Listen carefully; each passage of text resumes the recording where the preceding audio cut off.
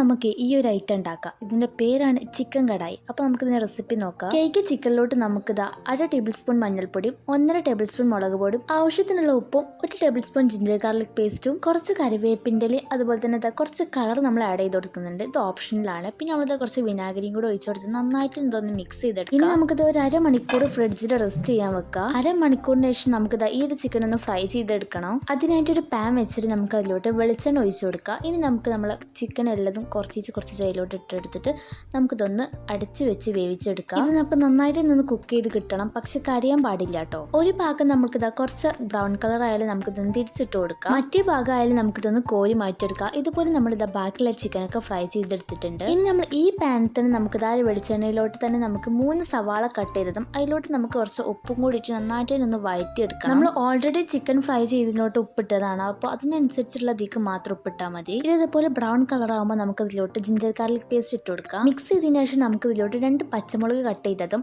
3 തക്കാളി ഇതുപോലെ ജ്യൂസ് ആക്കി ഒഴിച്ചു കൊടുത്തിട്ട് നന്നായിട്ട് ഒന്ന് മിക്സ് ചെയ്തെടുക്കാം. ഇത് പച്ച തക്കാളി ആയതുകൊണ്ട് നമുക്ക് ഒന്നും കൂടി ഒന്ന് അടച്ചു വെച്ച് വേവിച്ചെടുക്കണം. തക്കാളിയിലുള്ള ഒരു വെള്ളമൊക്കെ വറ്റുന്ന വരെ ഒന്ന് അടച്ചു വെക്കാം. ഇനി നമുക്ക് അതിലോട്ട് കുറച്ച് കറിവേപ്പിൻ്റെ ആഡ് ചെയ്ത് കൊടുക്കാം. ഇനി 2 ടേബിൾ സ്പൂൺ മല്ലിപ്പൊടിയും 1.5 ടേബിൾ സ്പൂൺ മുളക് പൊടിയും കുറച്ച് പെപ്പർ പൗഡർ അതുപോലെ തന്നെ ഗരം മസാലയും കൂടി ആഡ് ചെയ്ത് കൊടുത്തിട്ട് നന്നായിട്ട് ഇതൊന്ന് മിക്സ് ചെയ്തെടുക്കാം. ടേസ്റ്റ് ചെയ്തപ്പോൾ കുറച്ച് ഉപ്പ് കുറവായിരുന്നു. അങ്ങനെ ഞങ്ങളിതാ കുറച്ച് ഉപ്പും കൂടി ഇട്ട് കൊടുത്തിട്ട് നമുക്ക് നമ്മൾ ഈ ഒരു ചിക്കൻ ഫ്രൈ ചെയ്തത് ഇതിലോട്ട് ഇട്ട് കൊടുക്കാം. ഇനി നമ്മളിതൊന്ന് മിക്സ് ചെയ്തിട്ട് കുറച്ചൊരു അടച്ച് വെച്ച് വേവിക്കണം. ഇനി നമ്മൾ ഫ്ലെയിം ഓഫ് ചെയ്തിട്ട് നമുക്ക് ഇതിലോട്ട് നമ്മുടെ ടൊമാറ്റോ സോസ് ആഡ് ചെയ്ത് കൊടുക്കാം കേട്ടോ. കുറച്ച് ടൊമാറ്റോ സോസും കൂടെ ആഡ് ചെയ്തിട്ട് നന്നായിട്ട് ഒന്ന് മിക്സ് ചെയ്തെടുത്താൽ നമ്മുടെ സ്വന്തം ചിക്കൻ കടായി ഇത് അവിടെ റെഡി ആയിട്ടുണ്ട്. ഇത് ചപ്പാത്തിൻ്റെ കൂടി പൊറോട്ടൻ്റെ കൂടി നെയ്ച്ചോറിൻ്റെ കൂടി അതുപോലെ തന്നെ സാധാ ചോറിൻ്റെ കൂടെ ഒക്കെ നല്ല ടേസ്റ്റ്. അതുപോലെ തന്നെ വളരെ സിമ്പിളായിട്ട് നമുക്ക് പെട്ടെന്ന് തന്നെ ഉണ്ടാക്കാൻ പറ്റുള്ള ഒരു ഐറ്റം കൂടിയാണ്. എല്ലാവരും ഒന്ന് ട്രൈ ചെയ്ത് നോക്കാം. അപ്പോൾ ഇതാണ് നമ്മൾ ഇന്നത്തെ വീഡിയോ. ഇഷ്ടപ്പെട്ട എല്ലാവരും സബ്സ്ക്രൈബ് ചെയ്യുക, ലൈക്ക് ചെയ്യുക, ഷെയർ ചെയ്യുക. ബൈ.